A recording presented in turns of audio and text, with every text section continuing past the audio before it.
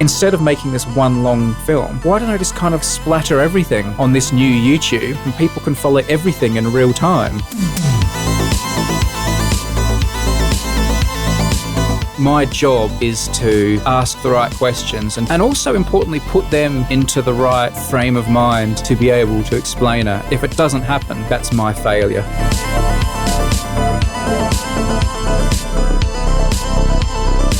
Questions are popping into your head and you're asking them, and as a result your podcasts end up being very long and going off into the weeds, but in such a brilliant way. How dare you, sir? A great way. We never go too long and get in any weeds.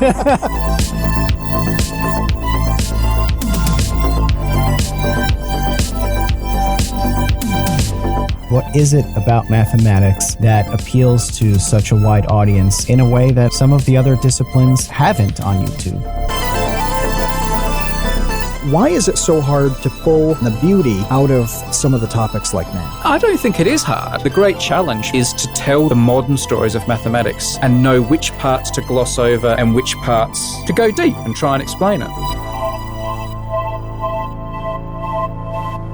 Hey, welcome to the Create Unknown, the home of Make Something Mean Something. It is TCU's Days. We are live on Discord every single Tuesday. I am Kevin Lieber, and with me, as always, is Matthew Tabor. Yeah, and we've got somebody outstanding on the way here, but we can announce the next few guests, can't we? Yeah. Next week we will be, it's actually 2 weeks in a row that we are being rejoined by guests. We're having a second doses on TCU of Eggy next week, and then the Happy Console Gamer the following week. So really excited to catch up with both of them. I think a lot of things have gone on in both of their lives. I think Eggy had a channel removed recently. I don't know. We'll find out. Just one. Well, yeah, when you give that pair of names, I think, is it possible for us to get the pendulum to swing harder in a 1 week window than we between try. Eggy and Johnny? I don't know. If we can't top it, we will try at least. But we have a guest this evening from the EDU sphere of YouTube, which is our sphere. I'm really excited to finally get him on the show and talk some EDU stuff. Yeah, and really the best influences who we talk to make you feel this really delicate combination of lazy and inspired. Brady Haran made over 1,500 videos in his first 5 years, including 118 in a 6-week stretch. Kim Kardashian would approve. Number file for math, objectivity for science tools, periodic videos for chemistry, 60 symbols for physics and astronomy, deep sky videos for deep space, and computer file for computer science. And that is just a partial list of projects connected to Brady, who got his start in educational media with a project called Test Tube. And his evolution from a sort of science journalism documentarian into a walking, talking purveyor of a free liberal arts degree is a story we'll let him tell over the next hour or so. And if you wanted to opt for a short version, he could probably express his entire career trajectory as the sum of 3 cubes. 9 million combined subscribers tune in as Brady probes some of the sharpest minds in the United Kingdom, like Professor Martin Polikoff, Hannah Fry, James Grime, and many, many others. He also co-hosted a podcast with YouTuber CGP Grey called Hello Internet, and currently co-hosts the Unmade podcast with Reverend Dr. Tim Hine. No one does YouTube the way Brady does, and no one does as much of YouTube as Brady does. So the first question is, as perhaps the most unlikely YouTuber of all time, how did you get into doing this in such a unique and prolific way? Oh, hang on, I just got to get my breath. The whole reason I agreed to do this podcast was for those introductions you do. They're amazing. Do you want to just wrap it here then? I guess we're done. I feel like I was having my eulogy read to me, but it was still great. This is your life. Yeah. How did I get into it? Wow, that's like, I have about 10 different answers to that, depending on the duration of answer that's expected of me. Well, I guess you guys probably don't mind the long version. On Tested, on Adam Savage, you told him that story, and that was when I needed to hear the story again, because it's so interesting, it's so unique. I think a lot of people can learn from the strange trajectory that you're career took to get you here. I think it's fascinating, truly. I don't know. I don't think it's strange. I think it's almost inevitable. The only thing that was required was the invention of YouTube. And luckily that happened. Like everything else seems like it was all falling into place to happen that way. And then then YouTube was invented and it became possible. Mm-hmm. So basically at school, I was a science geek. And I really liked science and I loved physics and chemistry and mathematics. And it was that was kind of, what I was interested in, but it wasn't what I wanted to do for my job because I also enjoyed writing and adventure and stuff like that. So I always wanted to be a journalist, specifically a newspaper journalist, probably because my dad was a newspaper journalist. So although I kind of always followed that science track at school because I enjoyed it and to be honest, because it was kind of like easy marks, like I found it quite easy, so I always knew I'd get good grades. I thought, well, I'm going to do this until I finish high school, and then I'm going to go and become a journalist for a newspaper. And that's what I did. I became a newspaper journalist in Australia, where I'm from. And I was a newspaper journalist for 7 years doing just all the usual stuff journalists do, crime, politics, all that kind of normal journalist stuff. But I still kind of liked science. It was kind of my geeky interest on the side. Then I moved to the UK, and I got a job at the BBC. And because I had these like newspaper skills, I became an online journalist for the BBC, writing for their, at the time, quite new website, their new news website. And I really enjoyed that. And but I was doing lots of sort of quirky, interesting things at the BBC as a journalist for the website that they thought, gosh, it would be really good if this stuff was on TV as well. So they trained me to be this kind of like a one-man band. They called it a video journalist. I know there are different names for it in different places around the world. They trained me to become a video journalist. So I had filming and editing skills to go with my sort of writing skills, so that when I went off and had adventures and did stories, I could also do it for the television. Mm-hmm. So they'd kind of now equipped me with all the skills I needed. And this was around the time YouTube was new.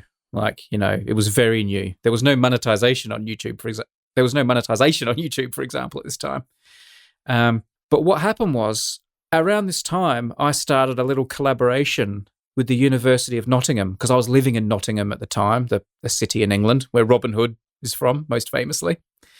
I was living in Nottingham, and I started this collaboration with scientists in Nottingham. And the idea at the time was to make a film, like a long sort of feature film about what it was really like to be a scientist. And what I wanted to do was I wanted to follow 10 to 20 scientists in all different disciplines and follow them for a year and show the ups and the downs, the reality of science, not the varnished TV version, but the reality, the heartbreak, the frustration, the failed grants, the elation, the good moments.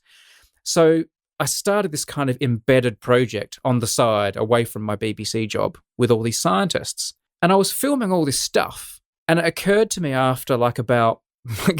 within weeks that I was going to have loads and loads of material. I was only going to use a couple of hours of it. Everything else was going to be cutting room floor. And I was going to make this one film that probably no one would ever watch. Mm-hmm. And it seemed really wasteful. So I said to the people I was collaborating with, I've got a better idea, guys. Instead of making this one long, boring film, why don't I just kind of like splatter everything on this new YouTube, and we'll just have these constant updates and people can follow everything in real time, which at the time was quite an unusual idea. It seems really obvious now. So that's what we did. We started just putting all these videos on. It was the one that you referred to earlier called Test Tube. And I was putting on all these videos with all these scientists about the ups and the downs, almost as like little vignettes, almost what I did today type videos. And what happened was, in the course of doing that, I met a chemist who you also mentioned already, Martin Polyakov, and he was instantly he's very filmogenic. He's got great big fuzzy hair like a scientist. He explains things well. He really enjoys the medium of video because his brother's actually a very famous filmmaker. Mm-hmm. So in the course of meeting him, he was going to be another video. He was going to be another guest like on this channel I was doing. But I said to him, we should do something else. I've got another idea. Why don't you and I make a video about every element on the periodic table? because I always had this like fascination with the periodic table. It was almost like a treasure map to me. I'd seen it in high school, and there were parts of it that we're all familiar with: oxygen, hydrogen, gold, all these things we knew. But then there were all these other weird ytterbium and nobelium and other things that I knew nothing about that I felt like were waiting to be explored. So I said to Martin, let's do a video about all 118, which he agreed to. And then we started this other channel called Periodic Videos. We did all 118 videos in a bit of a hurry initially because of funding constraints and that. And then when we finished, due to a few slices of luck, it became kind of like viral, became popular. I mean, back in those days, when I say popular, like some of them were being watched, tens of thousands of times, which at the time was like mind-blowing to us. We never dreamed that these videos would be so popular. So once we'd finished, we decided, well, we've got to keep going. Let's redo all those element videos and let's do other aspects of chemistry. So we basically just started a chemistry channel, which is sort of married to the elements at its foundation, but we just do all sorts of chemistry now. The physics department at the University of Nottingham got a bit jealous and thought, this is really cool. We should work with this guy as well. And I started talking to them, and we came up with a physics YouTube channel, which is called 60 Symbols. Because initially we were going to make 60 videos, and a bit like the periodic table, we were just going to choose 60 symbols used in physics and roughly map each video onto that.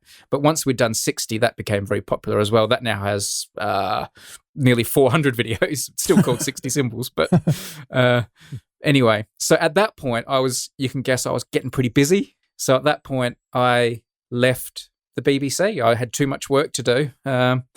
And the university made it viable for me to leave the BBC. And at that point, suddenly I found myself, I was this full-time YouTuber. And everything that's happened since has been after that. You just made the whole process sound like it makes perfect sense, like the cleanest possible succession of dominoes falling. I can't believe it. but it does make sense. When you look on paper and see, you start in journalism, and then you do this, and then you do that.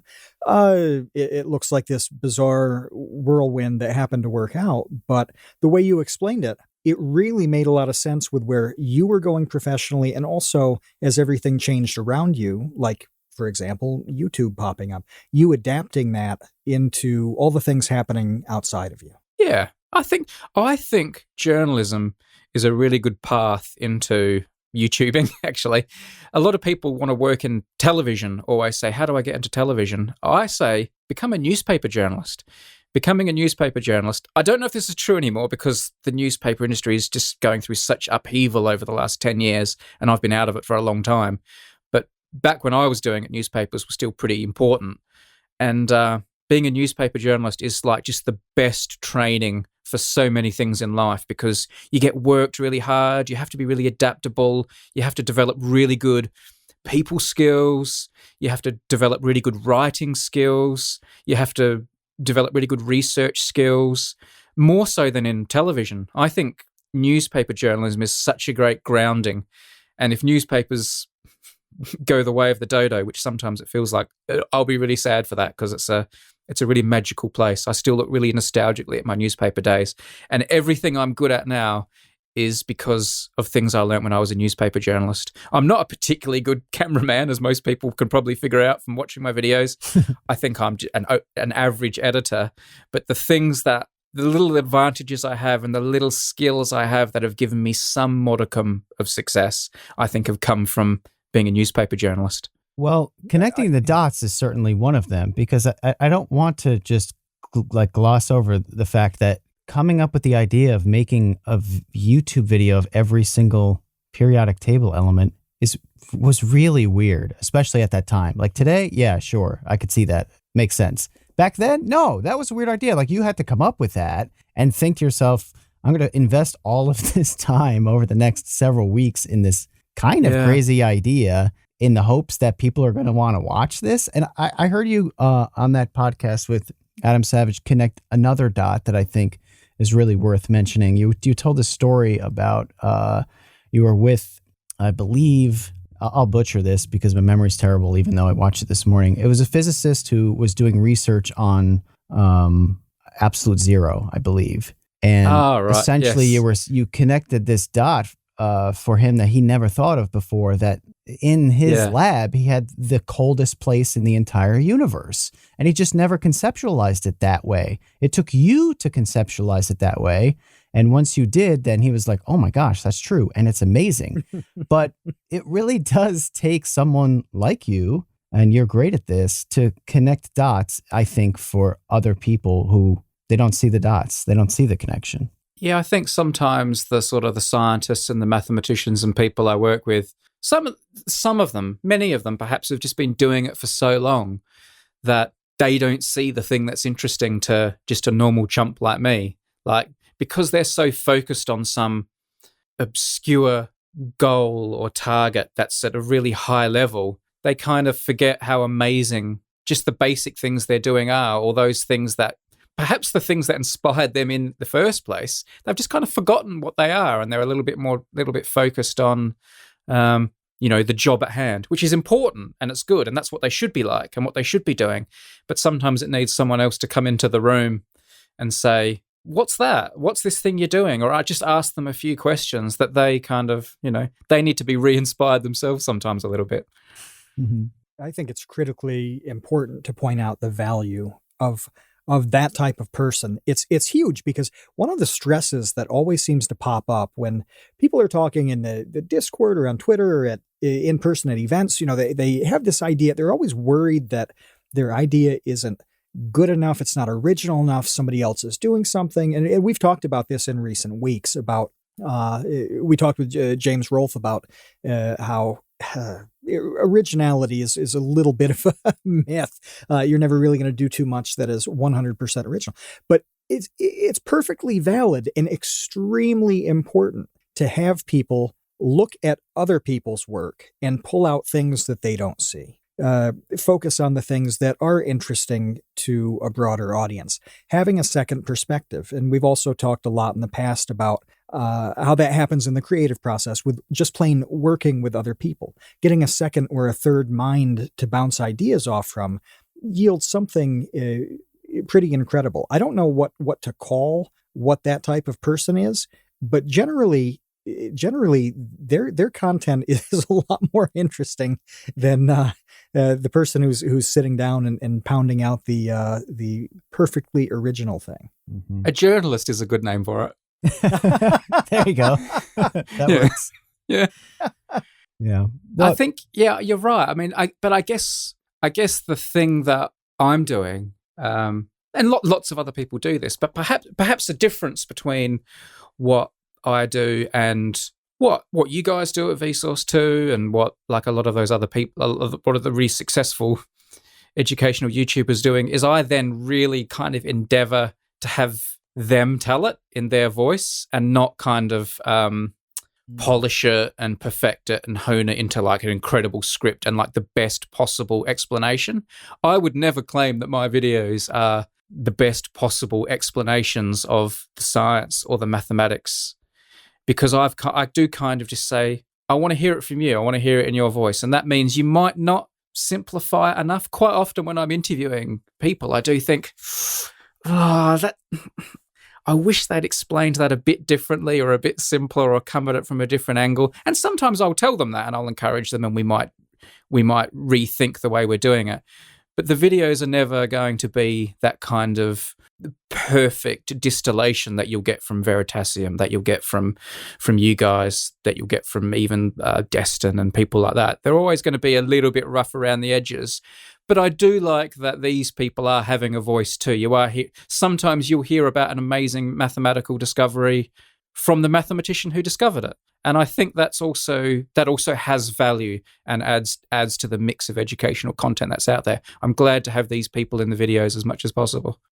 Yeah, I would balk really quick on one point, which is that, dude, there are definitely instances where in Vsauce 2 videos, we point to like number file explanations because they do go in depth on certain topics better than we ever would in a Vsauce 2 video. So I understand what you're saying for sure, that there is this documentarian, conversational tone to the videos that, they aren't like, okay, let's spend 6 weeks figuring out the perfect way to describe this. But at the same time, man, the people that you have on are experts at what they do. And not only that, they should be given, I think, a lot of credit, and probably more credit than they currently get for how well they do explain these things, how good James Grime is, how good Matt Parker is at communicating things that, let's face it, there are plenty of other,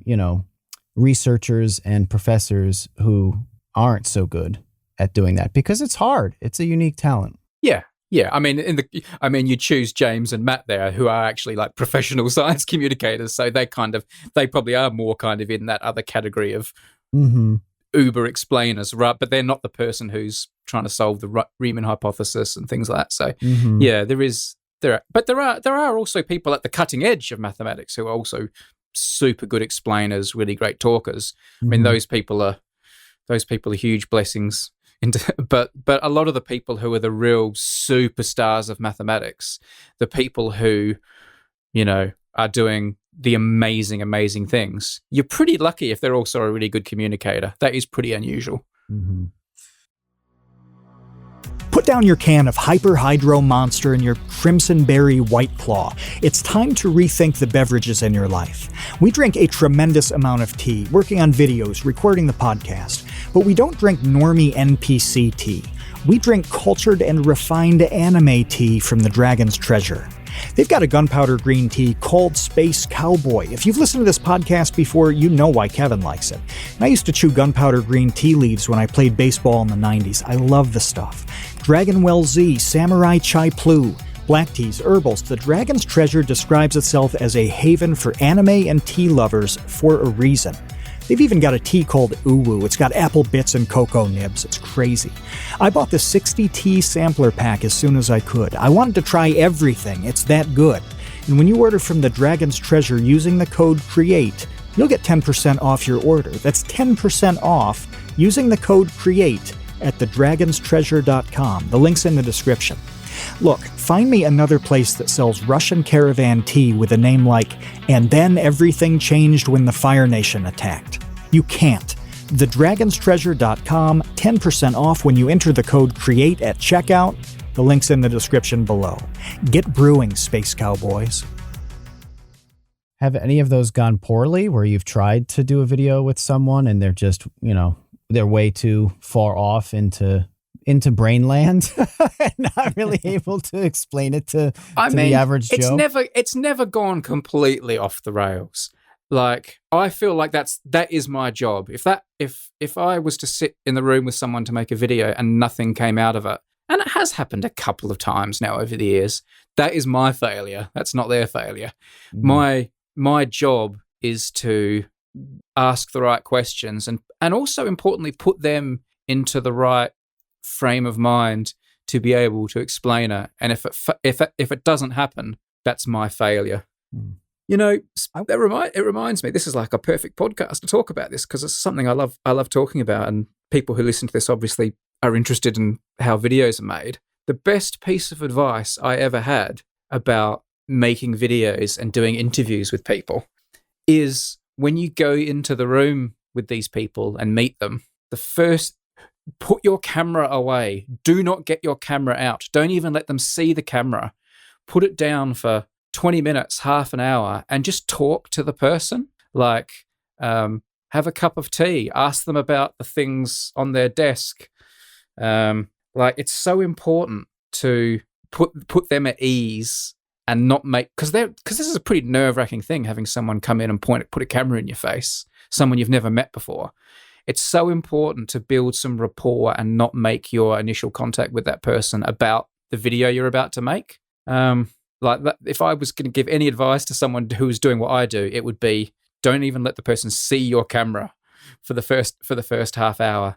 But also then when you make the video, it's so important to be, as the interviewer or the camera person, the person doing what I do, to be willing to be dumb, to look like a fool. It's very easy in my case, because everything is about putting that person at ease, and also it also helps put you into the mindset of the viewer asking the naive question. But like, you've got to you don't have to impress this person. If I'm interviewing some Nobel Prize winner, when I was a young journalist, if I was sent out to interview someone who'd won a Nobel Prize, I'd be so nervous, and I would not want them to think I was dumb. But now that I'm old, I don't mind anymore. And if I'm interviewing someone famous or important or insufferably clever, I'm quite happy just to ask silly questions to look like a fool. It makes them it's better for them as well. It makes them feel a bit relaxed. There've been so many times that I've interviewed someone now, because I've been doing this for so long, I have developed some knowledge and interest in various topics.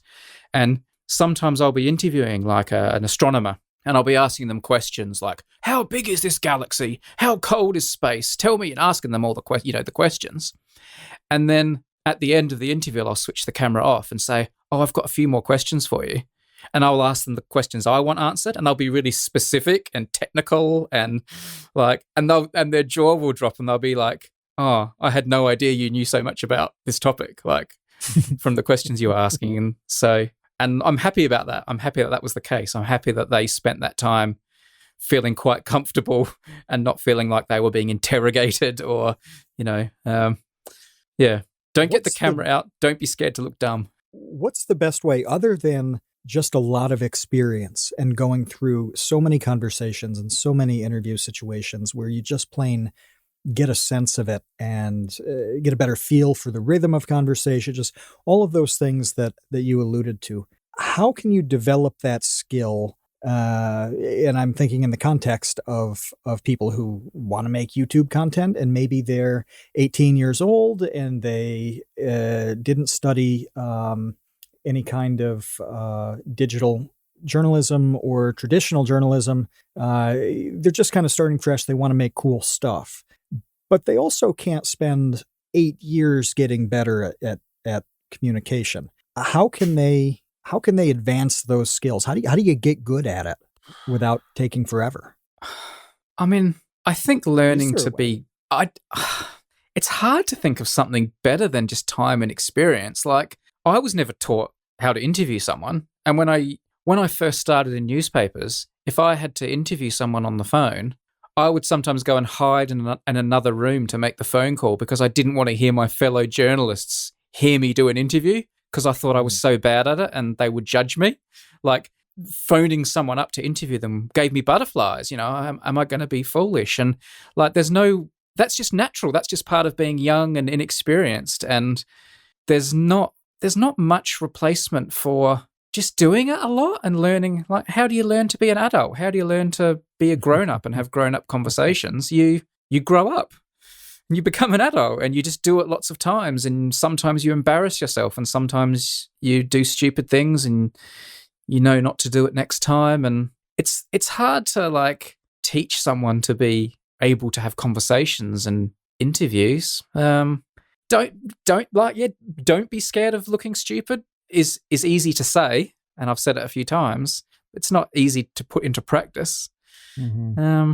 Listen to what the people are saying is important as well. I think there's a lot of danger if you've got like pre-written questions that someone will say something really interesting and you won't latch onto that. You'll just ask the next question you plan to ask, the next one on your list. I never have pre-prepared questions. I don't think I've ever gone into an interview with anything written down or pre-prepared questions. I would just always ask the next thing that logically comes into my head. I don't know if that's for everyone. Maybe some people would find that disconcerting, but I think it's important to really listen to what's being said and ask the thing that comes into your head as a result of what's being said. It's a bit harder when you're like also trying to keep the person in focus and you're thinking about the shot and composition and stuff. But again, you just learn that over time, don't you?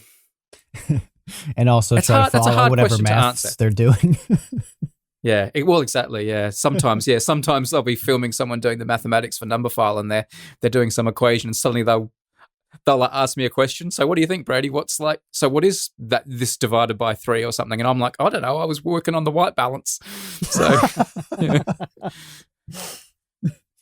But I think that you did give some really good practical advice, which is like, for instance, to put the camera away, just talk to the person as a human being, because look, that once anyone sees a camera, I don't care how comfortable you are with cameras, you're a different person. You're going to think differently. Yes. You're going to be more, guarded and perhaps overly conscientious of what you say and what you look like. And is my hair okay? And it just changes the dynamic in a way that's very unnatural. So you want to be as natural, at least in the beginning, with whomever it is. And perhaps it even changes what the video is going to be about. I know that you told a story where that happened before, where just having the conversation beforehand ended up altering the trajectory of the content that you went there to make. And I also think just listening is also good advice, because while it seems self-evident, I don't know, I think sometimes people don't really think about it enough. And they just I feel want like to I feel like I have to tell that thing. story now, don't I?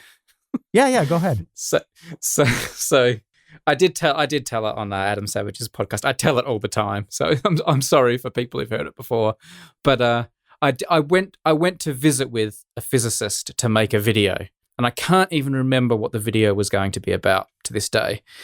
But like I said, I put the camera away and I just had a conversation with the person, and we walked around his lab and I was asking things, and he had this great big steel contraption full of vacuum chambers and wires and pipes and things coming off it. It looked amazing, but it wasn't what I was there to look at. It wasn't what the video was about. And I said to him, "What's that? What's that thing? Tell me about it." And he said, "Oh, that's a laser cooling device. And what we do is we shoot all these lasers from all these different angles at a small little collection of atoms. And atoms jiggle. That's what makes things warm, jiggling. So these atoms are jiggling, they're warm. But by shooting the lasers at these atoms from all the different directions, you kind of cancel out the jiggling, so they jiggle less and less and less. They get colder and colder and colder." And I said, "Oh, it's amazing. Like, how cold do they get?" And he told me how cold. I can't remember what the number was, but it was some impossibly small number, very, very close to 0 Kelvin, absolute zero. It wasn't absolute zero because that's impossible. You can't get there, but it was unspeakably close. And I said, "Oh, I can't kind of comprehend how cold that is. Can you help me understand?" I said, "Is it colder than the moon?" And he dismissed me immediately and said, "Oh, it's way, way colder than the moon." "Is it colder than the space between the planets?" "Yeah, oh, yes. "Is it colder than the space between stars?" "Yes, yeah." And then I said to him, what's colder? And he said, no, it's colder than all that stuff. And I said, "Are you telling me right now the coldest place in the universe is inside that chamber, those atoms inside this chamber that we're standing next to?" And he kind of went, yes, it is. Like, he had never thought of that before. It hadn't occurred to him that he was doing this experiment and owned this contraption that was creating the coldest place in the whole universe. Because to him, that wasn't what it was about. It was about laser cooling. It was about the research he was doing. It was about the next paper he was going to publish.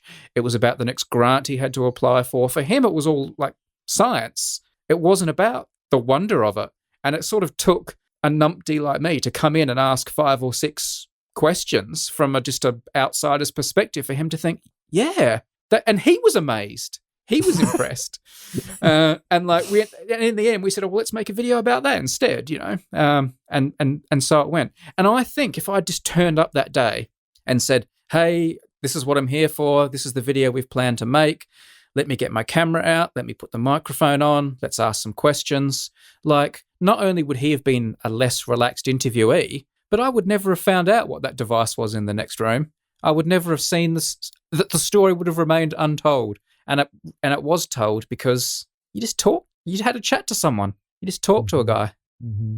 Yeah, I think that's really helpful. It's almost like the instance of over planning. I mean, Matt, we've talked about this before. I don't think we've talked about it in a while, but you see these people who just plan and plan and plan and plan and plan. And my YouTube channel is going to be this, and I'm going to make videos this way, and the font I'm going to use is going to be this, and spend so much time planning what they're going to do, they never end up actually doing anything. And there are a lot of people who get lost in that trap, in that spiral of planning. And what you just, illustrated, Brady, was almost the beauty in the opposite of that. Yeah. Your podcast is also a very good example of this.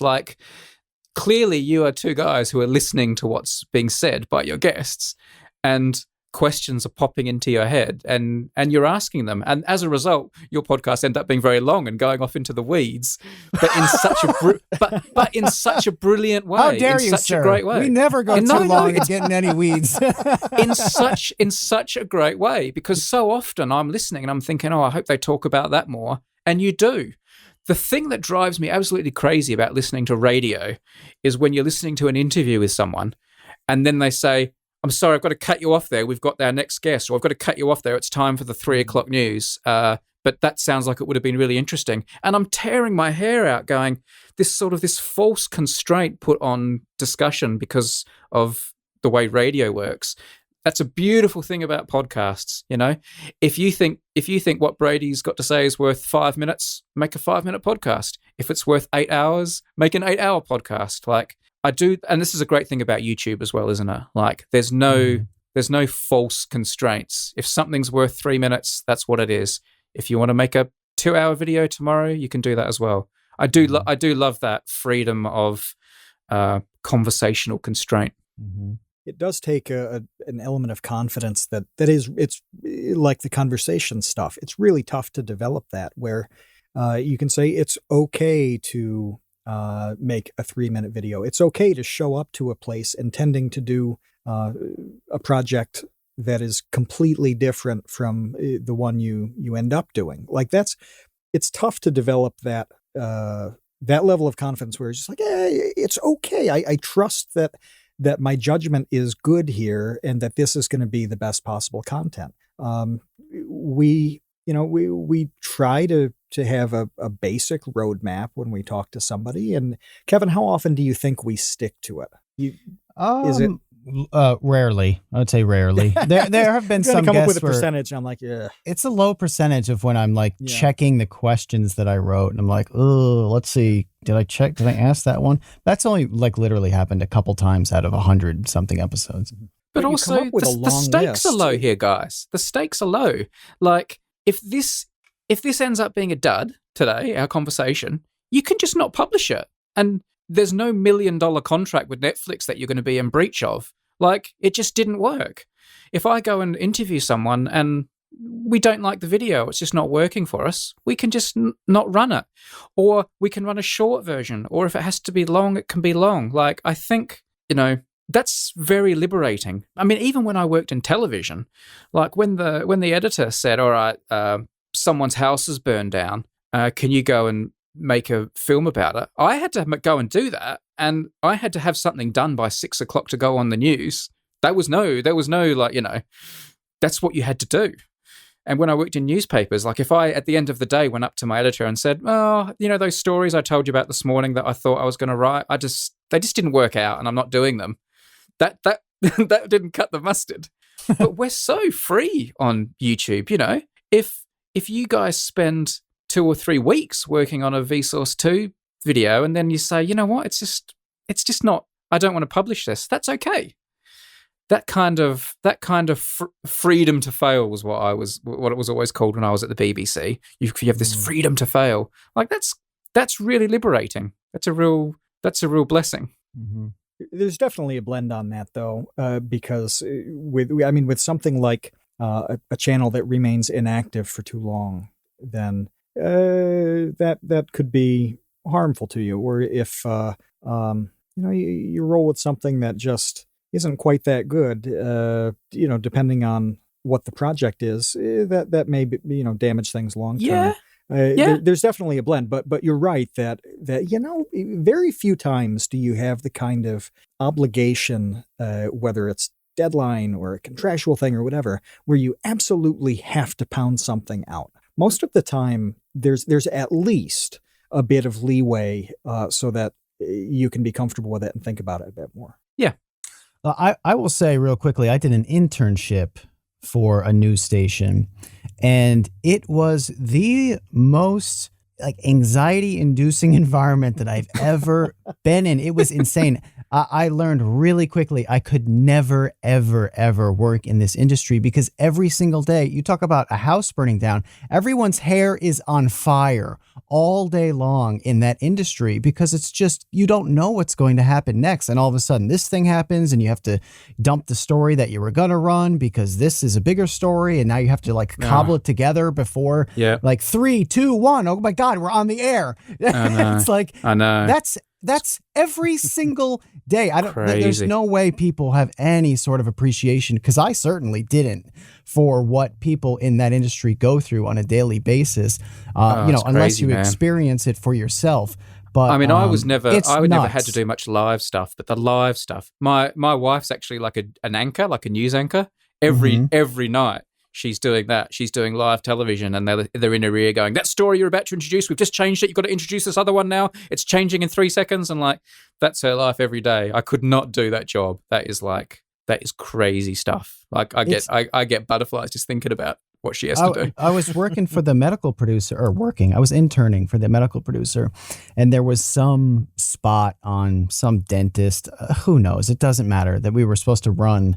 And the whole summer, it was done. The whole summer I was there, it literally never ran because it just kept getting bumped. So there was like a package. And by the time, a certain amount of time passes, the thing is outdated and irrelevant anyway. So you do all this work, then it doesn't run, and now it's old news, and you just scrap it anyway. It was just the most, like I said, anxiety inducing. And I could not, the people like your wife, the people who can handle that are a different breed of human being who can juggle that kind of chaos. And maybe some people love and they must thrive in that chaos.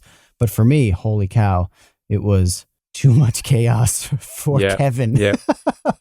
Give me 8 hours editing a number file video in my pajamas any day.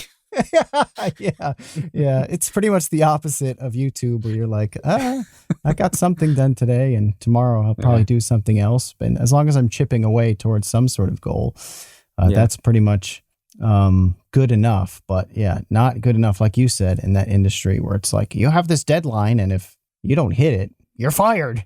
Oh, okay. Yeah, I mean, the news is on at 6:30. It's on, man. It's on. If you like, we've got to put something on. There's got to be something. There's no like, failure is not an option. We want to help you make something and mean something. And we say that phrase all the time because when you're making something and you know it means something, even if it's just to you, that's when you feel pretty good about what you're creating. The support for the Create Unknown in recent weeks has been incredible. Animators, artists, musicians, YouTubers, aspiring filmmakers, comedians, it is crazy how talented everybody in this community is. Consider joining the Create Unknown Patreon. Every dollar that comes through goes straight into the podcast and its community. That means more highlights videos. It means a big Minecraft project that's on the way. And eventually we'd like to manufacture custom piss bottles so you never have to leave your battle station. And being a patron unlocks participation in all of our live recordings. You've seen the roster of guests we've had. Having access to their minds is a unique opportunity. You can go to patreon.com/thecreateunknown or click the link that's in the description. Every little bit helps, and your support means absolutely everything to us. Patreon.com/thecreateunknown, links in the description. We appreciate you, Space Cowboys. I really wanted to ask you, while we have you, about Numberphile being the most popular, because you do so, Matt went down the list of the active channels that you've created. There are a handful of inactive channels and other disciplines. Like, you have really run the gamut in terms of different disciplines academically that you've made content about. But Numberphile is the biggest, and it's not by like a couple of subscribers. It's by like a couple of million subscribers. And I just want to hear your thoughts on like why you think that is. What is it about mathematics that appeals to such a wide audience in a way that I suppose some of the other disciplines haven't on YouTube? Oh man, I wish I knew. So I think Numberphile probably has had an advantage by being, an early adopter. A lot of the really successful math channels that have come along later on, and I'm including Vsauce 2 in this. I consider Vsauce 2 to be a math channel these days. So I think I think that's me winding you up, by the way. But I think. But I mean, obviously, you're doing great math stuff as well. I love it. But Numberphile was early, so I should probably say how Numberphile was born, because I didn't include that in my description of my early days. But it might explain a little bit of that. Basically, along many moons ago, YouTube had one of those programs where they had a little bit of funding to seed new channels, and they wanted them to be quite wholesome and educational stuff. They wanted to, I guess they're kind of putting their thumb on the scale a bit when they do that, aren't they? They're sort of saying, we'd like to see more nutritious content. Mm-hmm.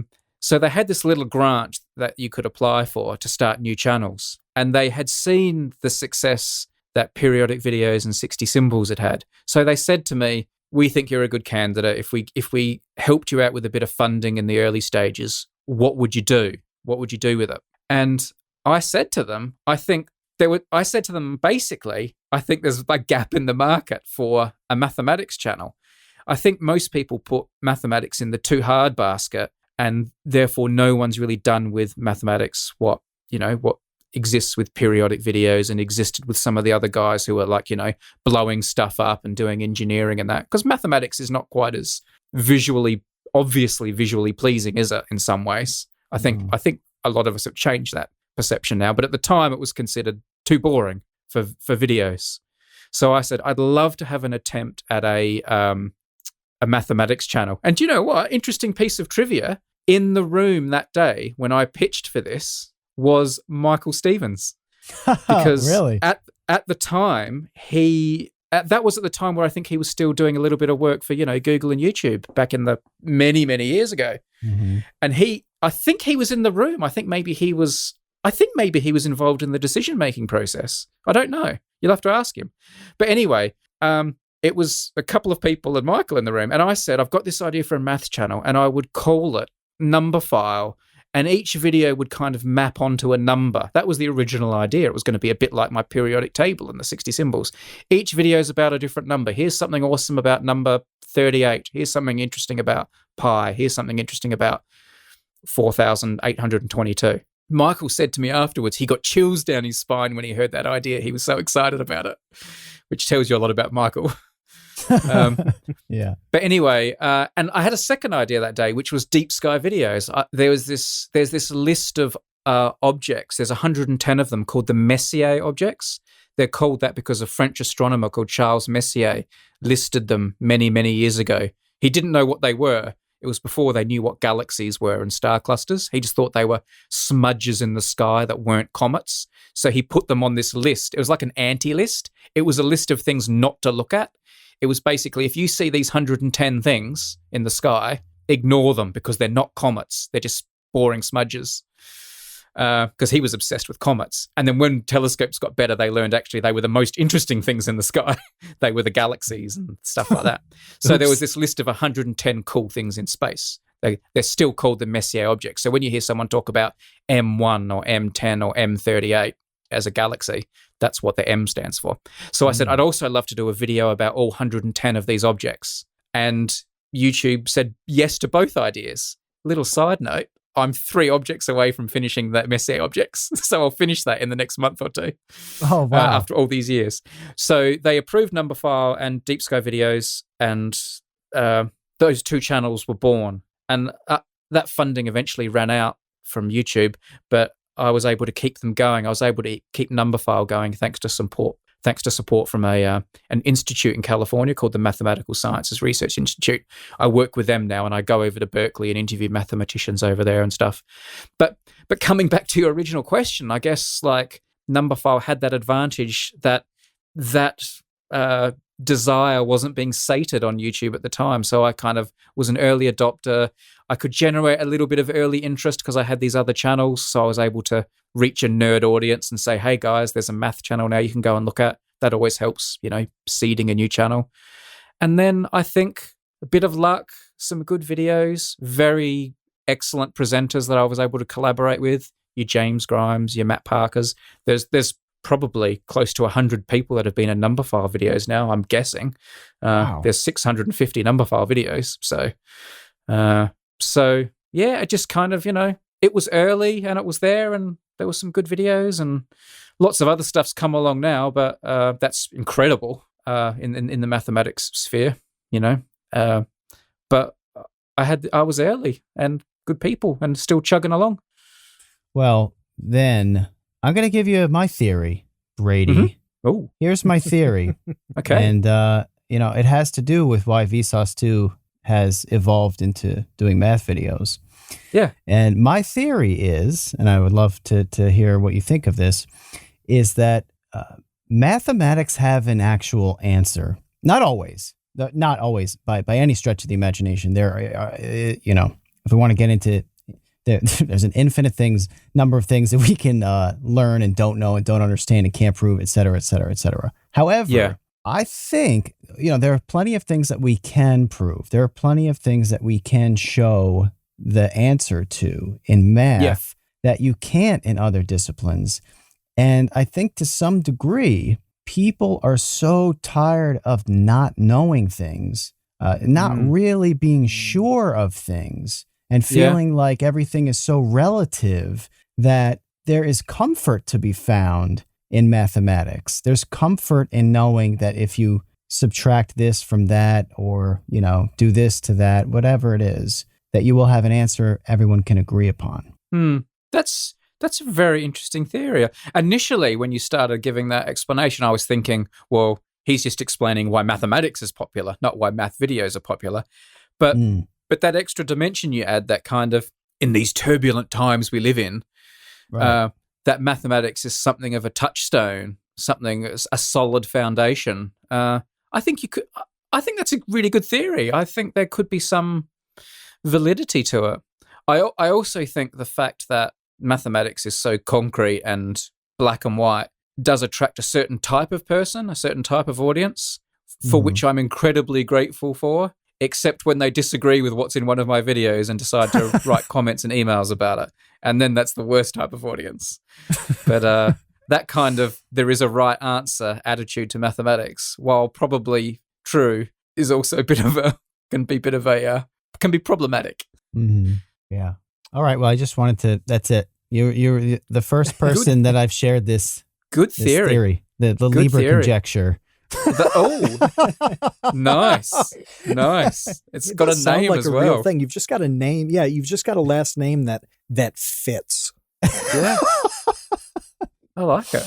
It works. Well, I have a question, Brady, about this is a serious math question. Okay. All right. I'm not a mathematician, don't you? Oh, no. Yes. That makes this even better. So, okay. We were talking about some of the Vsauce 2 content and some topics in the past, and just at the end of it, we realized there were just way too many numbers. There are too many of them. They don't seem to end. you can't count them all. Yeah. It's obnoxious, right? So we need to start. We need to start getting rid of numbers. What is the first number that we just remove? What number can we live without? Oh, that's a good question. What number could we live without? We're going to go from number file to number call. Yeah. Well, we have a suggestion, 742 in the chat. I don't know why one thing we could do immediately is just get rid of all the composite numbers, because all composite numbers are made from prime numbers anyway. So they're kind of unnecessary, aren't they? They're just like, they're just fluff. They're just a little bit of extra. So we could get rid of all the composite numbers. Getting redundancy out of it. Sure. Yeah. Get rid of those. Let's start very simply though. We're going to get rid of right now. We're going to get rid of a number from 1 to 10. One of them has to go. Oh, which number between 1 and 10 would you get rid of? That's right. Yeah, one of them is just over after this podcast. It is entirely canceled. Do you know we've what? got a 4 and we've got a 7 in the chat. I think 8's going to go. Really? Why? Because it's 8 or 4, but because you can't get rid of 1, 2, and 3 because you can't get rid of 1, of course. It's like, so important. 2 is like the first even number. 3 is the first number that's not 1 or 2. And like 3's kind of, holy and Trinity. And like 3's a pretty important number. 5 gets us to like, the 5 fingers on our hands. Yeah. 7 no one's going to let you get rid of 7. You can't get rid of 9 or 10 because you can't get rid of 10, obviously. And 9 is the last number before 10. But I find down to 4 and 6 being not 4, that 6, remarkable. and 8 are the candidates. 4, 6, and 8. And 8 is just. I know a lot of cultures revere 8, but I don't know. Like 4 and 6 feel like they're too early. They're still really important numbers because they're so early in the number line. Whereas I feel like 8 is kind of just a bit flabby, and it looks flabby, and it's like I'm ditching 8. What about you guys? As you went through those, I thought, well, I can't come up with a ton of amazing stuff about 6 compared to the other numbers. Yeah, well, so I kept 6. I was leaning towards 6. Kevin, do you have a preference here? The first number that popped into my head, I swear, was 8. Yeah, it was, but then I thought octopuses. Yeah, you know, don't get me wrong. 8 it's arms. with a heavy heart that I've just culled 8 from existence. Right. But if I'm given a choice of only those 10, I think it's going to be 8. Do you know what you just did? You just single-handedly eliminated the NES and all 8-bit games from history. It's gone now. Right. Well, that's right. Now they're 9-bit games. They're even more powerful. That extra bit is better. Yeah. It totally is. Yeah. Octagons, stop signs are a thing of the past. Oh no! Now they're just nonagons. Yeah. Nonagons, stop signs. Oh no! I mean, it was a big call. Has any positive association with a number developed over? Like, do you just have this weird little attachment to any numbers in the opposite way? You know, instead of killing off a number, which I guess 8 is dead now. Everybody in the episode chat seems to be comfortable with that. Do you know, I thought I was going to be asked for a favorite number today. Mm-hmm. And so you'd think I would have prepared one. But I haven't. And the numbers that excite me the most and send chills down my spine, and these are my favorite kind of number file videos too, although they're not always the most popular ones, are the one where there's a really, really big number. So I'm talking at least 5 digits, hopefully more, that breaks something or it has something special. Like you'll be shown some phenomenon or some pattern in mathematics that you think is going to last forever. They'll say, look at this. It goes this, it goes this, it goes this, it goes this, it goes this. But when you get to this one number that's lurking out there, it breaks it, it stops, things go wrong. And I love the idea of these numbers that would never get any attention. You would never think about it. Like, 8 is a superstar number. 8 doesn't worry about what we've been saying about it. 8 gets plenty of attention. But there are these really big numbers out there that suddenly get this moment of fame. Those videos I did about the, sum of cubes and stuff like that, that's a story that's full of those numbers, these huge numbers that are like telephone numbers that you would never have stopped to think about or look at on your walk down the number line. Suddenly, hey, guess what? I'm interesting. I do something that no other number does. I love that. I love those stories. It almost it humanizes them to me, and I kind of like that.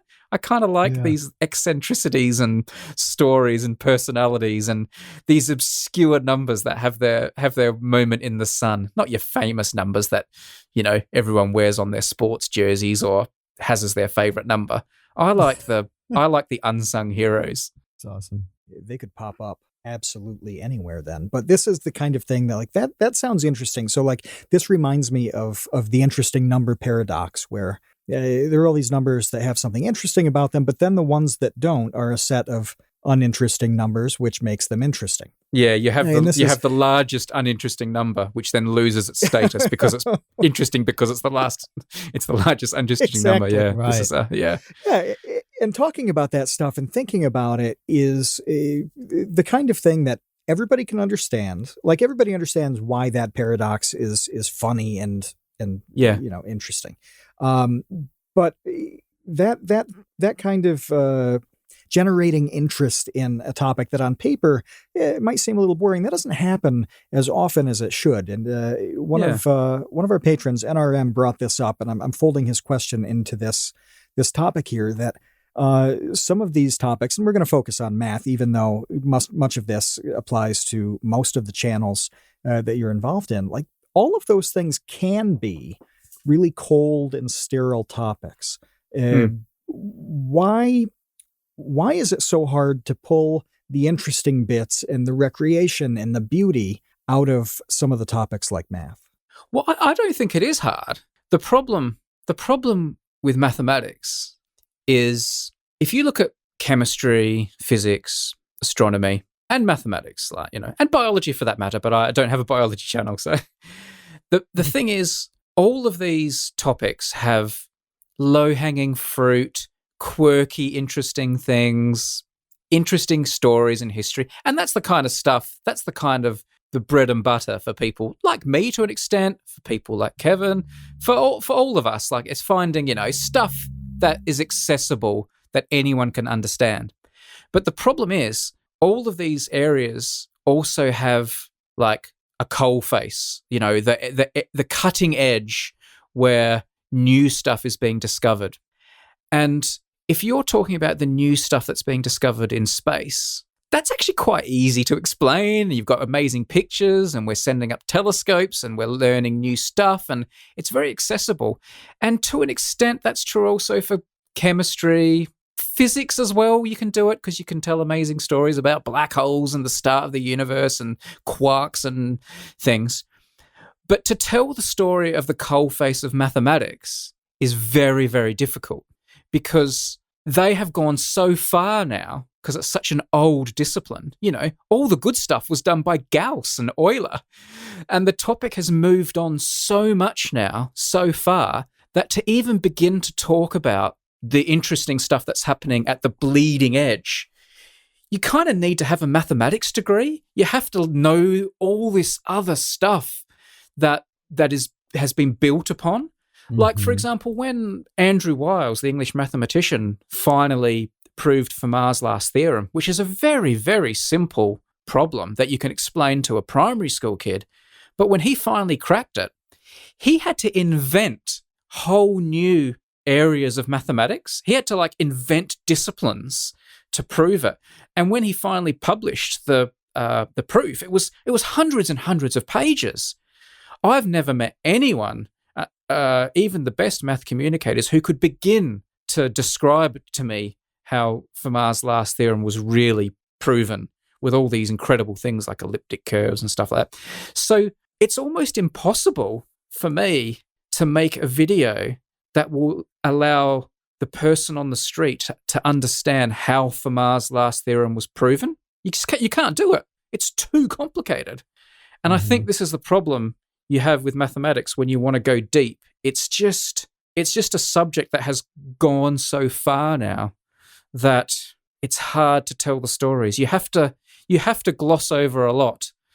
And the great challenge for people like us is to tell those stories, the modern stories of mathematics, and know which parts to gloss over and wave your hands about, and which parts to go deep and try and explain it. And I think that's the thing that we're grappling with every day as mathematics communicators. What do we skip because it's too hard, but still make the video valuable and informative? It's very challenging doing the modern stuff. Yeah. This reminds me of a book that I was reading that was about algebra, which doesn't sound like an interesting book, but it was, precisely because the guy went back to the very beginning rather than getting wrapped up in all of these new things that are just one little piece of this giant, giant body of knowledge. He started out by saying that everybody needs to realize that algebra is going from people thinking this plus this equals that to this plus what equals that. And that introducing that level of abstraction is actually a really big deal mentally. That was a huge, huge leap for brains to make. And it's a really simple concept. There's not much to that. But I'd never thought of that at all. All of a sudden, that grabbed me, and it was probably 15 years ago. And I haven't forgotten that. I haven't forgotten reading that page. Well, I have forgotten, 10,000 crazy, complicated things that I've read over the years. But the seminal stuff can be a really powerful thing. Another question that popped up was, was about whether there's a mathematical topic that isn't included a whole lot in schools or in general life. What do you think people should know that they don't? Is there one concept that people should be more familiar with than they are that's just been lost? I don't know. I don't really feel qualified to answer that. I don't know what's in modern curriculums these days, and I don't know mathematics well enough to give you an informed answer.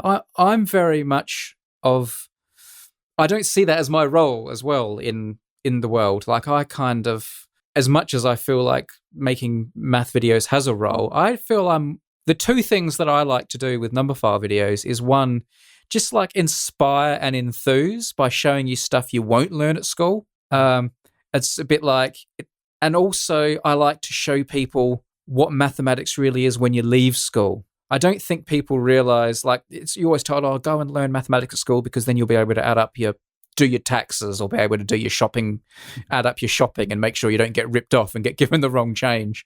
Whereas obviously mathematics is like an actual job where you can prove things and have conjectures like the Lieber conjecture and other things, and then attempt to prove them.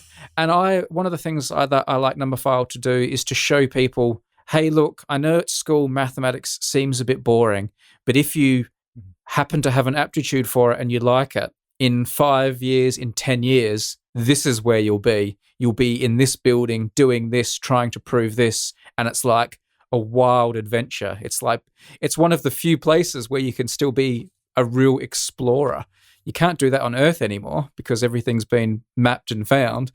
And you can't really do it in space because it's so expensive to go to space unless you're Elon Musk. But mathematics is one of the places where you can just sit in your house with pencil and paper and maybe find something that no one has ever found before, to become a real pioneer. And I think people doing mathematics at school don't realize that. They don't realize that's an option. They think this is just like a boring thing they have to do. But being an actual mathematician, that's fun. That's exciting. And I don't think people realize that. Some of your guests have definitely shown that, people that you've made videos with. And this hits a question that Al asked in the episode chat about how some of these people who are on the academic side all of a sudden have a presence. They have tens or hundreds of thousands of people watching them and maybe wanting to see them again and again. How have these normal people adjusted to the attention from some of the YouTube videos? And this would apply to any of the disciplines. We know that academics are not always used to that level of notoriety, but how have they adapted? I think they're all different. Some of them get a real taste for it and get a bit addicted to it. You know, I want to do another one. I like the adulation. I like all the comments and praise. Others get a bit freaked out by it. Others are really sensitive to it, sensitive to the criticism. Others love the banter and the discussion. I guess like any human, everyone reacts differently to it. I think it's mainly pretty positive, and I think that's probably a side effect of educational YouTube channels generally having a pretty positive audience and community compared to some of the other genres on YouTube. So they probably don't get as much grief and criticism and idiots as you might get in other areas, other comment sections. But, some of these channels are pretty big. When you've got 4 million subscribers, you're going to have a subset who are giving you a hard time on number file. So, and some of them struggle with that. I always say don't read the comments, but everyone does. I would say it's just it covers the full gamut, as you would imagine. Sure. Yeah. The next bit here is from Jeff, who we've mentioned Jeff several times because he was the OG baby in the baby gang, baby number 1. And Jeff collects a bunch of different things, like hot sauce. His hot sauce collection is fantastic. But he also collects radioactive elements. He's got depleted uranium ore, radon, and radium watch band. My question coming out of his is there anything that you collect personally that fits in with with any of these channels? Oh, yeah. We've okay, talked you've about opened a can collections of with worms several now. different people. I was hoping this would just bust open a door that would get crazy. I wasn't going to allow this podcast to end before mentioning that Brady was the first person featured in my montage of collections and for my collecting video with his astronaut autographs. Right. And I was going to ask you if you're still collecting astronaut autographs, I don't or really if you have them all yet. I don't collect new ones. God, how long ago was that? I've completely forgotten you featured me in that. It was a while back. 2015, Yeah, so 14. I collect the autographs of Apollo astronauts, particularly ones who walked on the moon. So, and I think since Kevin, we worked together on that, I have now obtained Neil Armstrong, thanks to Destin Sandlin from Smarter Every Day. Hey. Him and my wife conspired to get me my Neil Armstrong. Wow. So I collect that. I used to collect autographs and a few sporty things as well, but mainly that. I have a small collection all purchased in one day, but it's become a weird little collection in one of my drawers of something called crash mail, which are mail items, envelopes, stamps, and things like that were on planes that crashed or ships that sank and were later retrieved. What? Whoa. Yeah, it's a whole thing called crash mail. I was at this like stamp fair once. I don't collect stamps, but I just love going to things like stamp fairs because I just love all that stuff. And there was this box there called crash mail. And one of my other interests that some people may know about who listen to Hello Internet is plane crashes. I have a bit of an interest in plane crashes. And there was this box that said crash mail. And inside were these envelopes, and some of them were singed and burned and things like that. And basically what happens is if a plane crashes and it has, most planes have mail on them, mail bags in them being ferried around for the different postal services. And what happens is they'll retrieve the bags, deliver the mail if it's intact, but because it's late and because sometimes it's damaged, they put these official stamps on them. And it'll sometimes say something like, this was in a plane crash at London on the 4th of August, 1953, to kind of explain why it's late. And the person will then open their envelope and read their letter. But sometimes those envelopes themselves are retained and become quite collectible for post nerds. And they're like a desirable item, an envelope that survived a plane crash. And there was this box of them, and I got obsessed. And I think I bought like 6 or 7 of them there on the spot. I haven't bought any since, but it's one of my favorite little collections in the drawer to get out and show people sometimes. Look at these envelopes that were in plane crashes. It just tickles my brain for some reason. Is there anything in the realm of crash mail that is like the holy grail of crash mail? Anything that's particularly rare and expensive? I mean, you're going beyond my knowledge here. I know there's a guy who's written a book about it. Someone in Europe wrote a book that documents all the crashes that there are crash mail from. And so you can cross-reference things. And so it is like an actual proper discipline that has been written about. And it is a whole proper genre within the mail collection community. I'm guessing, anything from Titanic, or I doubt anything would have survived Hindenburg, but I'm sure maybe Titanic stuff. I don't know if any such things exist, but I'm sure there are, certain disasters that are more fascinating than others. But it seems like the more tragic a thing would be, the more desirable the crash mail, or more famous, at least more famous. It is. I completely understand how macabre it is. It's a strange thing, but plane crashes are they are an interesting thing. That's why there's so many TV shows about them, because there's this confluence of obviously the tragedy, the human tragedy of it, the sort of the morbid fascination, but also the engineering, what went wrong aspect to it. And people are still, I think, a little bit captivated by aviation in general. Flying is still kind of magical. So I think plane crashes do hold they're quite captivating to humans, I think, and I'm no different. And they having these kind of artifacts associated with them, I guess, is semi-interesting. I don't know. It's weird, but I do have them. So there you go. Well, look, I just want to say that I now regret this podcast completely because Brady, you just turned Matt onto his next obsession. I'm going to be hearing about crash mail auctions for the next 5 years. Oh, they're on eBay. And There's plenty the of different things that he has uncovered in his new crash mail obsession, how he's going to catalog them and the new binders that he bought, how this one's going to get framed and on which wall it's going. Oh, I you love don't that. know what you just unleashed. Good on you. I hear you.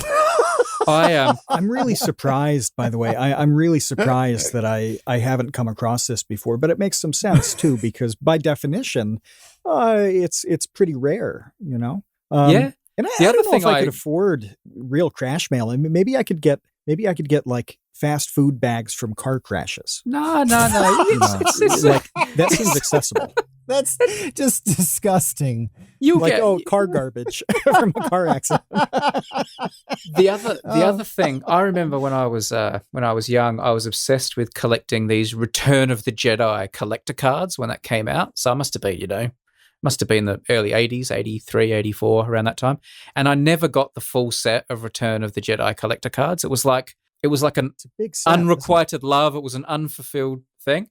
And I remember about 5 or 6 years ago, I was like, hey, I'm a grown up. I've got a little bit of money in the bank now. I've got a little bit of disposable income. What am I doing?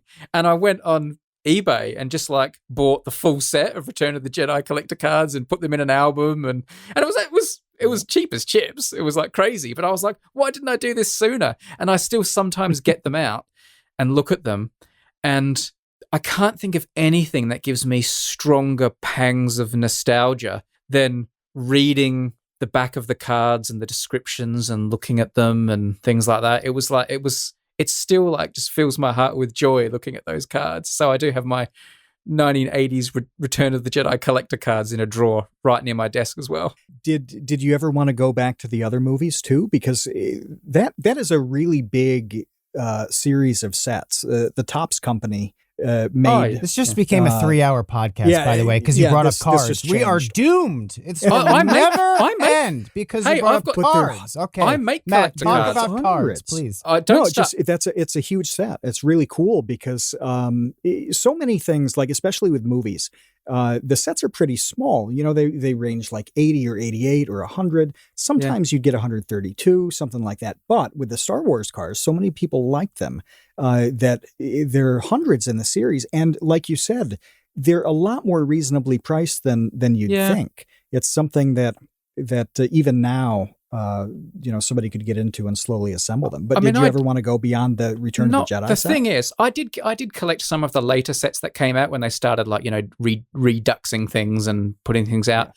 But the thing with the Return of the Jedi cards was that cannot be replaced was when I had them when I was young. I had a rubber band around them and carried them with me everywhere and read them time and time again, and was I remember which card I had that had a little tear in it and things like that. Like I'm so bonded to that particular set. Like that's exceptional. So I could go and collect the Empire Strikes Back cards from 1980, but I didn't collect them when I was a kid. So it's not. I would just be like, the same. It wouldn't be the same. But I have such an obsession with collector cards that you mentioned I do a podcast with a friend of mine called the Unmade Podcast, and we have a segment in each episode called Spoon of the Week, where my co-host Tim gets a souvenir collector spoon from his mum and dad's collection that they've accumulated over many, many years that hung on the wall. And he talks about the spoon and his memory of going on that holiday and stuff. But in association with that segment, we've now created our own set of Spoon of the Week collector cards. So every spoon that has been featured on the podcast has a collector card, and people can we buy them? Yeah, Well, they're usually given away as presents to Patreon supporters. Each week, we some Patreon supporters get sent some and things like that. But you can buy some as well. But I don't sell complete sets because I want people to experience the frustration of trying to accumulate the set. Because that's what I love about collector cards. That's part of the just buying the whole set, brute forcing it. It's a bit like cheating, isn't it? Whereas I like the idea of, oh man, what I'd give for card 7. Oh, I wish I had it. I love that. I love the chase. I imagine that's the difference. I imagine that's the same sort of rift between like falling in love and developing a romantic relationship versus like going to the red light district. Like they're really not it's the only difference. That's it. There's no difference. So you're otherwise. saying I red light districted my Return of the Jedi cards? But we should get some of these. I could imagine you wanting those, Matt, cards. The spoon cards. Hold on. I don't want to get off the spoon thing. Brady, can you, because I've always like joked about spoon collections, because I remember those. Like, I think my grandma had a little display, like a little wooden display in her kitchen. Rack, a spoon rack. A spoon rack of like several different commemorative spoons that she had. Yeah, that's it. That's the extent of my knowledge about this. Do you know more about why that's a thing? Like, I don't know why these teaspoons with like, because for people who are unfamiliar with this, they're usually like teaspoon sized, and they're quite ornate. And usually the very top of the spoon, which is called the handle, as opposed to the stem and the bowl and the shoulders. I know all the spoon lingo now. The top of the handle normally has an enamel, usually enamel, or it could be some other ornate way of celebrating the place. So it could be Mount Rushmore, or it could be the Grand Canyon or New York City and that.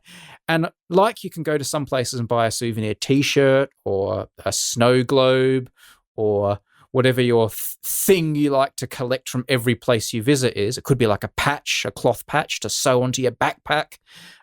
One of the things people collect are these teaspoons, and it's just been a thing for a long, long time. It's usually older people, and Tim's parents were at the older end of the spectrum, and they just got into collecting these spoons. And like your grandma, had this rack on the wall that he and I, because we were childhood friends, sort of grew up looking at. And now, all these years later, we've kind of giving it its moment in the sun and just going through all the spoons. But now we have viewers and listeners send us in their souvenir spoons from where they are, and we feature them on the podcast as well. And whenever I go on a trip, I'll buy a spoon and talk about it on the podcast and send it to Tim.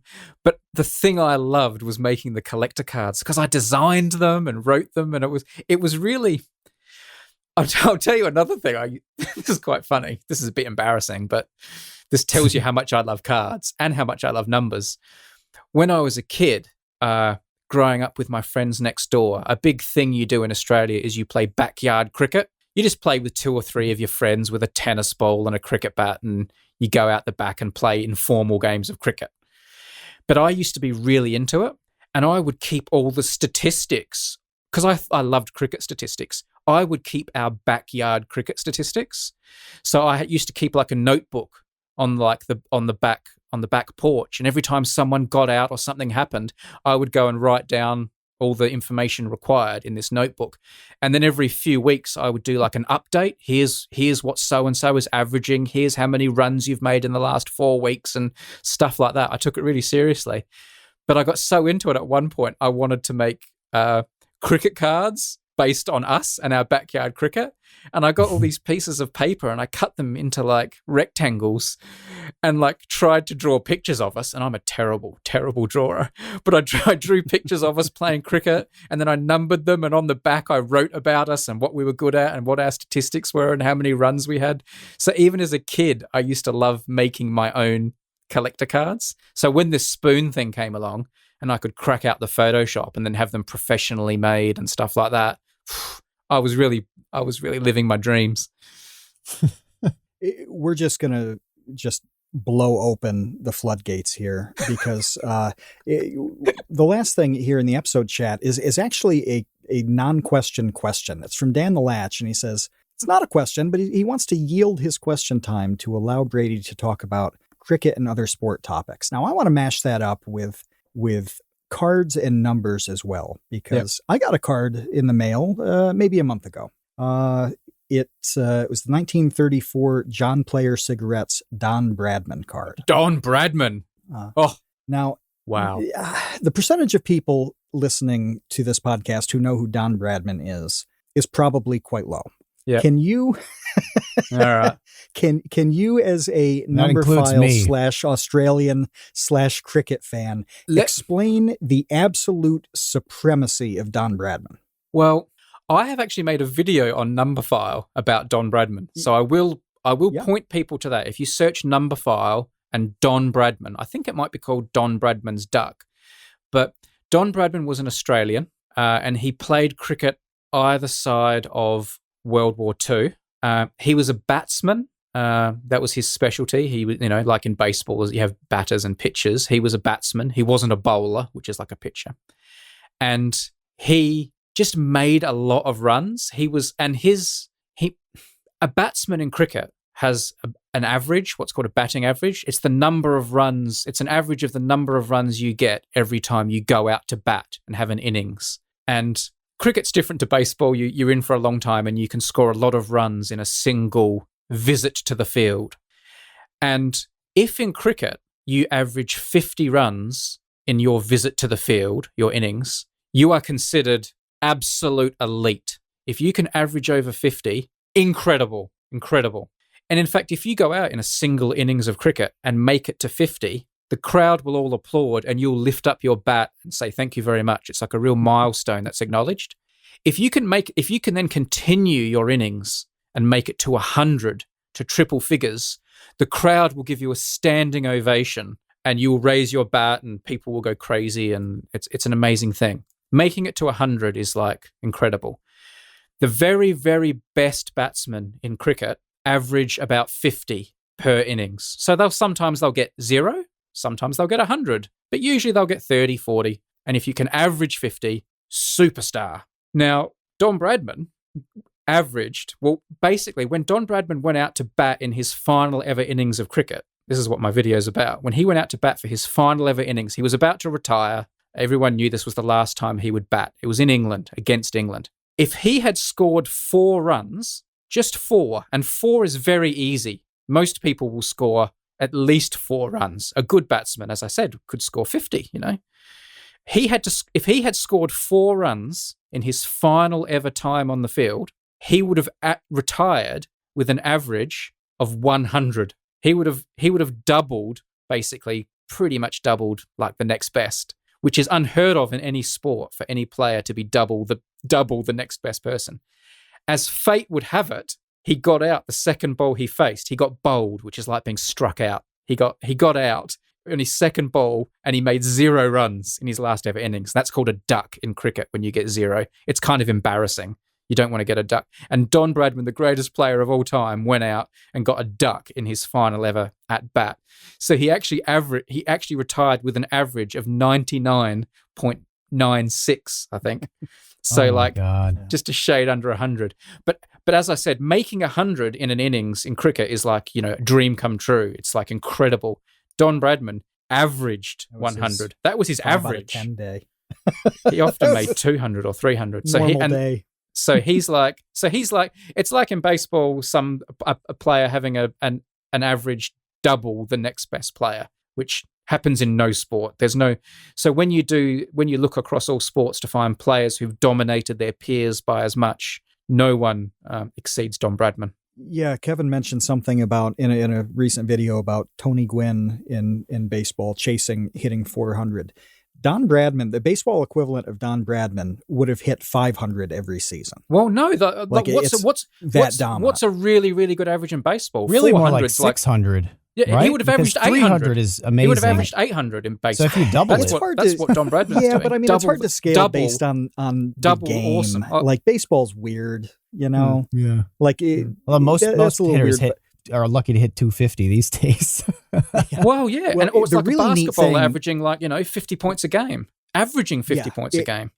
Yeah. It is shockingly dominant. Like it's really hard, I think, for people to understand how truly dominant this man was. And the stat that's really interesting is comparing him to other greats in other sports. Like Michael Jordan was 3.4 standard deviations above the mean on points per game. Don Bradman was 4.4 standard deviations above the mean on his cricket batting average. And so getting to the absolute elite of all sports and then tacking on another standard deviation is freakish. It's nuts. It's mathematically insane. It is a strange aberration that's hard to explain. Do you think anybody will ever be as good as him? I think it's inconceivable that anyone will ever average 100 in cricket. Like there's a few players at the moment who are like the 4 or 5 elite players at the moment who are going around are kind of hovering around high 50s, 60. And what they would need to accomplish to get that average up to 100 is, well, it is actually impossible now because cricket games don't last long enough for them to make that volume of runs. But yeah, it's a strange we could do thing. a whole other podcast about this. I'd have to actually write things down because I can't remember them. But Matt and I have talked a lot about specifically baseball. There are so many things in baseball that are so crazy statistically that will absolutely never happen again. The most obvious ones have to do with pitching, because the pitchers don't even pitch 7 innings anymore, let alone 9. So, but back in the day, you would have one pitcher pitch a double header, and it was not a big deal. It was just like, yep, I'm the pitcher today, even though we have 2 games, I'll do both.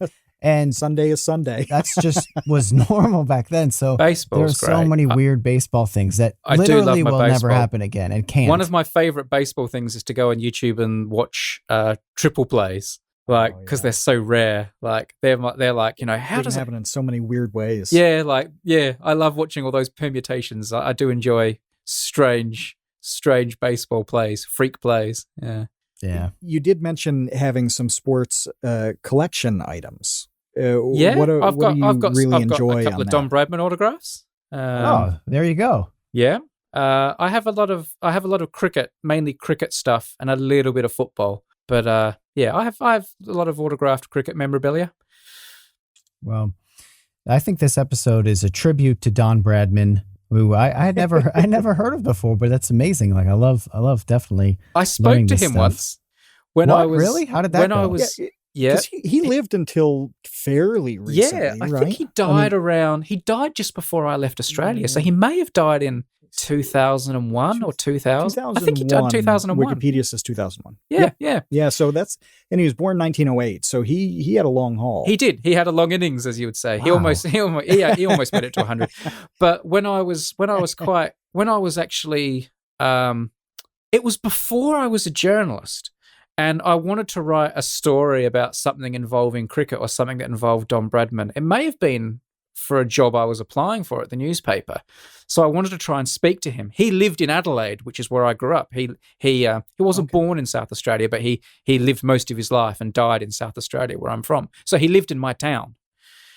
So I incidentally crossed paths with him in numerous ways. I was the journalist who covered his 90th birthday celebration. But when I was quite young, I wanted to write this thing that involved Don Bradman. Don Bradman had stopped giving media interviews by this point because he was the most famous cricketer in the world. Everyone wanted a piece of him, as you can imagine. It's like, Babe Ruth type level in terms of, hugeness in the sport. But because my dad was a journalist and, had been for many years, he had known Don Bradman and had his phone number. So my dad gave me Don Bradman's phone number and said, well, okay, here's Don Bradman's phone number. Ring him up if you want. See if he'll give you an interview.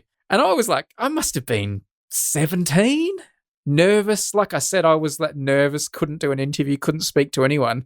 But suddenly I had Don Bradman's phone number. So I rang it and the phone answered. This old man answered the phone. Hello? And I said, hello, is that Don Bradman? And he said, yes, who's this? And I said, this is my memory was, I think I said something like, my name's Brady and I'm writing a story about cricket and you, and I'm wondering if I could ask you some questions. And he said, I'm sorry, I don't do interviews anymore. Goodbye, and hung up. What was he, 90 years old? Or almost? Yeah, he would have been in his 80s, I guess. Yeah. Oh, 80s, okay. Yeah. Fair enough. I mean, he was put through the gauntlet, wasn't he, for, I don't know, like 60 years of just, like you said, being the face and most recognizable guy. And I don't know a ton about him, but I seem to remember reading that his personality wasn't entirely suited to that level of fame. Maybe I think he had a reputation for being a bit grouchy. Okay. So I can totally see him slamming the phone down at 86.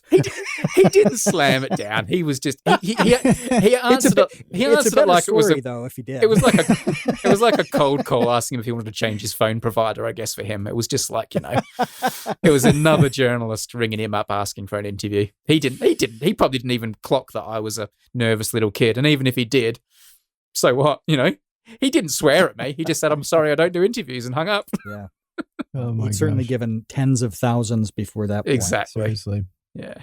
Well, you know, this is usually the moment where I say, you know, go check out this person's YouTube channel. But you know what? I'm going to say all of the YouTube channels: Number File, Objectivity, Take a week off. Periodic Videos, 60 Symbols, Deep Sky Videos, Computer File, and the podcast, The Unmade Podcast. That's how you find Brady Haran, and you will. I mean, if you haven't been watching these channels and you're interested, you're welcome. You have how many years?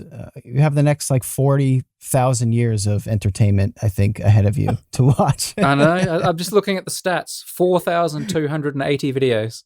Oh, that's a lot. That's amazing. Oh, that's a lot. Yeah. That is I don't have that many tweets. Oh my gosh. Yeah, seriously. Well, Brady, it was a pleasure having you on, man, and great to catch up for sure. And thank you for, you know, taking the time and chatting with us about all the stuff that you do, and we love all of it. It's great. It's great. You are a blessing on YouTube, and we appreciate your work, man. That was a real privilege to talk to you guys. Thank you. Yes, we look forward to the next 4,000. Get to work. Okay. All right, we're out of here. We'll be back next week with Eggy. And until then, we'll see you, Space Cowboys. Thanks for listening to The Create Unknown. We make this show with the support of our patrons. 100% goes directly to keeping episodes going every week, and we've been shocked by all the new support this year. The world's ending and I'm late for work. Gib Tom, Sid Poke, Demetrius, Atrocious Guff. You guys really do make this show happen. Thank you to the Tots and Dumpster crew, old and new, who save tiny little lives every month. And thank you to our grizzled, battle-hardened child infantry. Jen Mefasanti, Kevin Menard, Mikhail Steinke, Risebread, Sean Malone, Ryan, Kamikaze, Maria, Marco Sheep, Tom Videogre, Jelsies, and Dan the Latch. And a tremendous shout out to our elite baby gang commanders: Linus and Trevstead, Boromir, Bot Dogs, Chinchilla, Isaac, Conrad, James, Andrew, Jeff Davis, Patrick Pister, Baseweight, Monahim, Dojangles, and Zero. You really are the elite. Thank you as well to our indentured servants, producer-editor Ben Webster, Discord savior Latterman, and producer emeritus Dan Yoshua. And thanks to Baseweight for the use of Created in the Unknown for the opening theme, and to Electro Voice for giving us mics to sound good on top of it. The Create Unknown is an Unknown Media production in partnership with Studio 71.